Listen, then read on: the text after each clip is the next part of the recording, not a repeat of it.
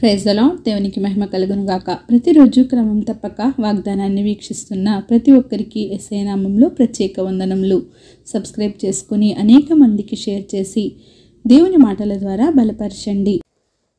ఈ దినమునకై ఏర్పాటు చేయబడిన దేవుని వాగ్దానము. కీర్తనల గ్రంథము 135వ అధ్యాయము 2వ వచనము.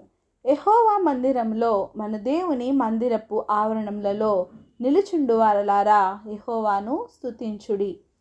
Ye that stand in the house of the Lord, in the courts of the house of our God. మన దేవుని మందిర ఆవరణములలో నిలుచుండి ఆయనను స్తుతించడి వారముగా ఉండాలి. కానీ చాలామంది ఈ రోజుల్లో దేవునిని ఏ విధముగా స్తుతిస్తున్నాము, ఏ విధముగా ఆయనను ఆరాధిస్తున్నాము? మందిరములకు వెళ్ళి ఆయనను స్తుతించుట తక్కువైపోయింది.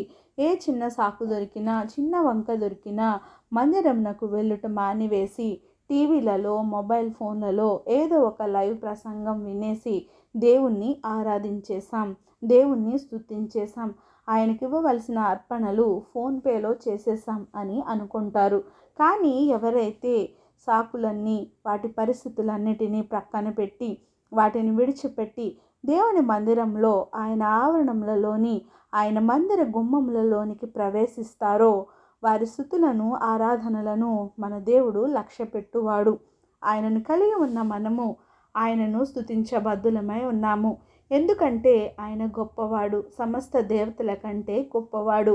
ఆకాశమందును, భూమి అందును, సముద్రముల యందును, మహాసముద్రముల యందును ఆయన తన ఇష్టముతో ప్రియముగా సృష్టించుకున్న ప్రతి సృష్టము ఆయనను మహిమపరచాలి అని, ఆయనను స్తుతించాలి అని ఆయన ఎంతగానో ఇష్టపడుచున్నాడు. మరి ముఖ్యముగా, అన్నింటిలో ముఖ్యముగా ఆయన పోలికలో నిర్మించుకున్న మనము, ఆయన ప్రజలమైన మనము ఆయననే స్తుతించి ఘనపరచాలి. కావున అందరము ఆయన మందిర ఆవరణములలో ప్రవేశించి ఆయనను స్తుతించే వారముగా ఉందుముగాక. ఆమేన్. చిన్ని ప్రార్థన.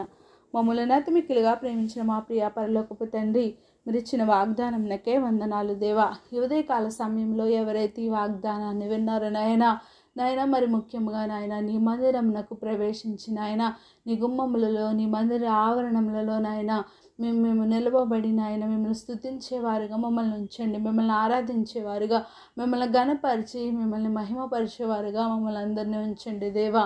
నాయన ప్రార్థన అవసరం కోరిన ప్రతి ఒక్క బిడ్డని ఈ సమయంలో జ్ఞాపకం చేసుకోండి దేవా. వారి అవసరతలను, అక్రతలను సమయానుకూలముగా తీర్చి సమస్త ఘనత, మహిమ, ప్రభావాలు మీరు ఆరోపించుకుంటారని యేసుక్రీస్తు పరిశుద్ధ నామమున ప్రార్థించి అడిగి వేడుకొంచున్నాను మా తండ్రి. ఆమేన్. God bless you all.